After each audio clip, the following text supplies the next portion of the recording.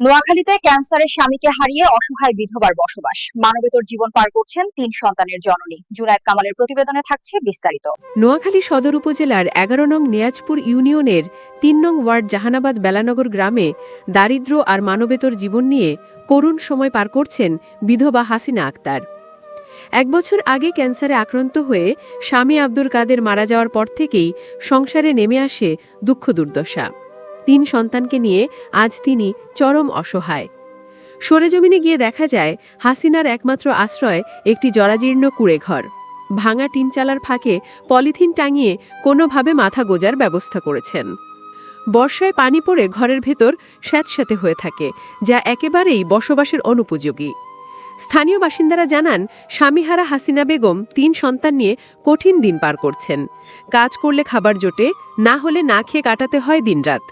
এক মুঠো ভাতের আশায় মাঝে মধ্যে প্রতিবেশীদের বাড়িতে গিয়ে কান্নাকাটি করেন তিনি। কান্না জড়িত কণ্ঠে হাসিনা বেগম জানান, আমার 2 মেয়ে ও 1 ছেলে।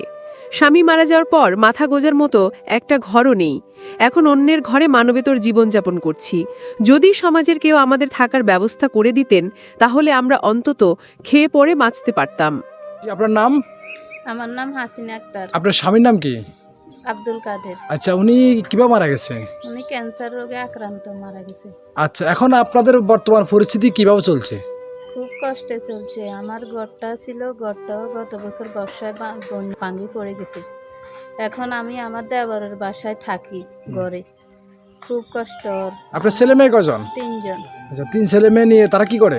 তারা একজন ক্লাস 7-এ পড়ে, আরেকজন 9-এ পড়ে, আর একজন বিয়ে দিছি। আমারও যদি তারা সহযোগিতা করে একটা ঘর দেয়, আমি মাথা গুজার ঠাঁই পাই, আমি যে থাকতে পারি ছেলে মেয়েদেরকে নিয়ে, বা পড়ালেখা করাই, তাদের ভবিষ্যতে মানুষের মতো মানুষ করতে পারি, আমি সমাজের কাছে এটাই চাই, এটাই আমার কামনা। কাদের ভাই দীর্ঘদিন পর্যন্ত ক্যান্সারে অসুস্থ ছিলেন। এরপরে জায়গা জমি বেশি কিনি, কর দিই, বন্ধক দিই, ডানা হেনা করি ওনার ট্রিটমেন্ট করছেন। এরপরে উনি কিছুদিন আগে মারা গেছেন। তো বন্যার টাইমে মনে করেন এদের ঘরগুলো হয়ে গেছে, আর উঠতে পারে না। এখন উনি ওনার এক আত্মীয়র বাসাতে থাকেন, এই অবস্থা। এখন যদি বিত্তশালী যদি সহযোগিতা করি, ওনার একটা ঘরের ব্যবস্থা করে দিতেন, উনি ওনার ছেলে মেয়ে নিয়ে দেখতে পারেন ভালোভাবে।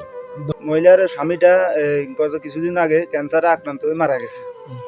এখন ওই মহিলার আদার যা জায়গা জমি আসিল, এরা বেঁচে কিনি চিকিৎসা তার চালাইছে। এখন মারা গেছে, খালি বিড়িটা আছে, ঘরটাও ভাঙি গেছে বন্যার টাইমে। এখন উনি সবার কাছে আবেদন জানাইছে, ওনার সহযোগিতা করে ঘরটাতে দিতে পারে। ওনার 2টা ছেলে আছে, এদেরকে যে পড়ালেখা করতে পারে, করাইতে পারে, এই জন্য উনি সবার কাছে সহযোগিতা চাইতেছে। আপনি আপনার প্রতিবেশী হিসাবে আপনি কি চাচ্ছেন দেশবাসীর কাছে? আমিও চাই যে সবাই সহযোগিতা করি, উনি যে ভালো মতো চলতে পারে, সবাই সহযোগিতা করি, ওইটা কামনা করি। সাহায্য পাঠানোর ঠিকানা: বিকাশ পার্সোনাল 01848 390235।